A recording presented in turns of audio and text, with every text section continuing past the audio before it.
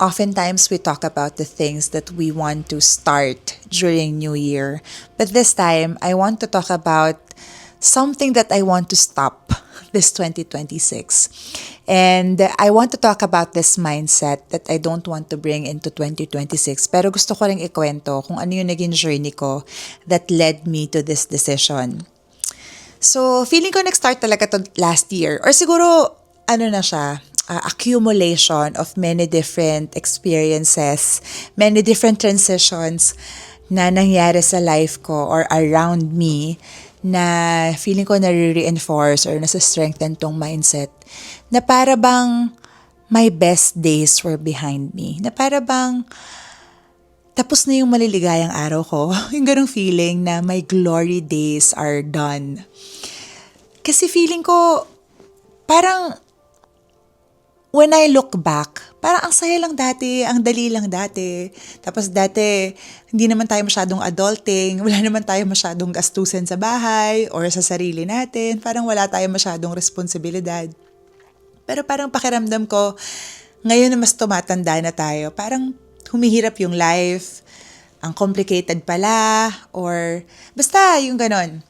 So parang feeling ko last year, baka nga last year lang or baka nga accumulation yun ng different things happened in the past years.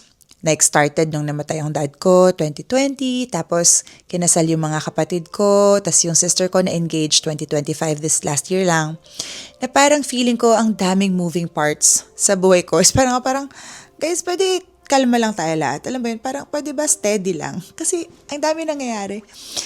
Na parang feeling ko, sa lahat ng maraming nangyayari, nakikita ko siya as, parang feeling ko which is sobrang, eto nga yung ikukwento ko, na feeling ko mali siya now that I realize it. Parang feeling ko, lahat ng nangyayaring pagbabago sa buhay ko, feeling ko, better pa rin yung dati. Parang better dati nung buo pa kami, better dati nung nandito pa yung dad ko, nung buhay pa siya, better dati nung kaming magkakapatid, nakatira lang dito sa bahay, anli kwentuhan, para-pares lang kami ng na-experience, tapos tawanan lang kami sa gabi. Yung ganon, tapos kaming magkakaibigan, feeling ko mas na-realize or feeling ko mas nag-sink in siya last year na parang all of a sudden, hindi na tayo pare-pares ng na-experience. Nag-transition na tayo into different human beings. Hindi naman human beings, pero kasi nga, magkakaiba na tayo ng life stages. Magkakaiba na tayo ng responsibilities, obligations, aspirations, na parang hindi na same-same ang lahat ng bagay. Hindi na kami nakaka-relate ng sobra sa isa't isa kind of feeling. Pero ang OA ko rin kasi talaga mag-isip. Ang OA ko rin mag-reflect. So, but anyway, so nung nag-accumulate na yon sa heart ko, sa journal ko rin, kasi like ko sinusulat yung mga thoughts ko, na parang sinasabi ko kay Lord, na parang ba nagre-reklamo ako, na parang Lord, bakit ganito na, yung gano'n. Parang feeling ko mas masaya dati. Parang feeling ko ang happy lang dati. Kalmado lang, gano'n.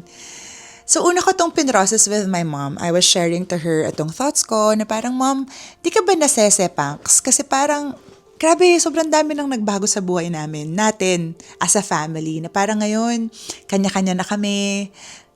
Close pa rin naman kaming family, pero ibang-iba na compared syempre dati nung nasa isang bahay lang kami. Di ka ba nasisepanks when you look at us and we have our own individual lives na, hindi na kami like, sobrang clingy or sobrang attached, ganon.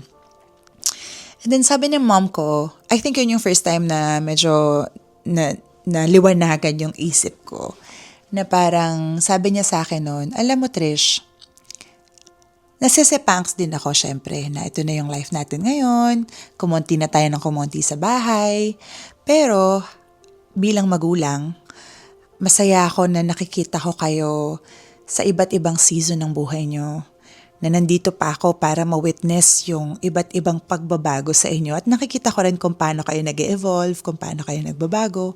So sana ma-appreciate mo rin yung ganong aspeto na nandyan ka at nakikita mo yung pag-evolve ng ng mga tao sa paligid mo, ng mga kapatid mo. Andyan ka para ma-witness yung iba't ibang seasons ng buhay nila.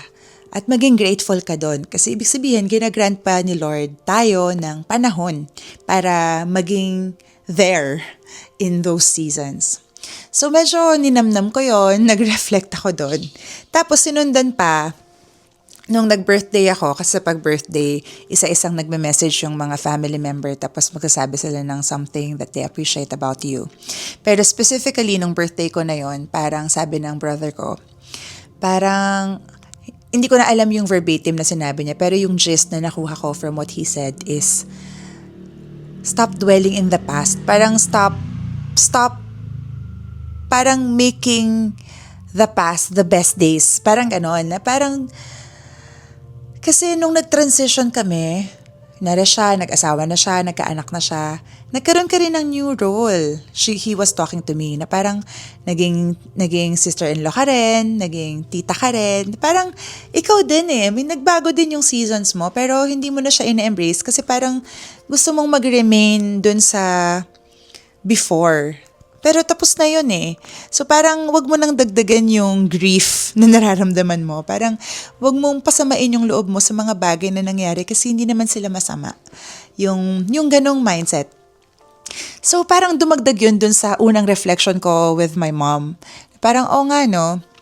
So parang nagbabago din yung kinukwento ko kay Lord. Na Lord, nga no, may mali ba sa thoughts ko? May mali ba sa thinking ko? Na feeling ko yung best days of my life ay nung mga panahong mga bata kami or nung mga panahong simple lang yung life. Tapos, so ngayon lang ako parang na-confront ni Lord na, tama sila. Parang, kasi if you think about dati lang yung best days, so ano ginagawa ko ngayon? What does it say about me bilang God? Parang nire-reflect ko tuloy yun. Nga no, what does it say about God kung dati lang yung maganda? Ibig ba sabihin nun, hindi na siya gumagawa ng mga bago na magaganda rin ngayon? Na parang, paano na yung future? So, the future is not bright. Kasi kung ganun mo iisipin yung trajectory na parang the best days were behind, parang you will not look at the future with positivity.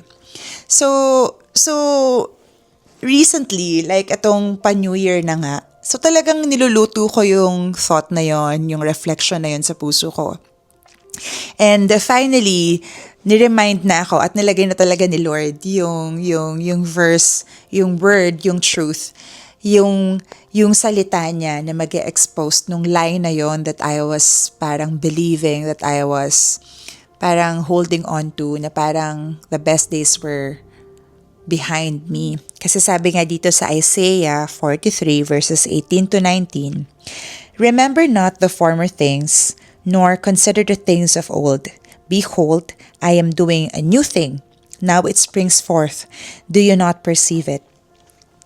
Na huwag ka na mag-dwell sa past. And even in Paul, si Paul, diba, parang sinabi din niya na one thing I do, I do not fixate my mind in the past. Sa iba't ibang version. Pero yun yung point ng sinasabi ni Paul na parang, one thing I do, I look forward to what's ahead. I stop dwelling on the past. So very, parang similar yung message na yan, na parang let's not think about what He has done in the past. Though those are great things, know that He is still very much alive and still very much able to create things that are also great today and also tomorrow.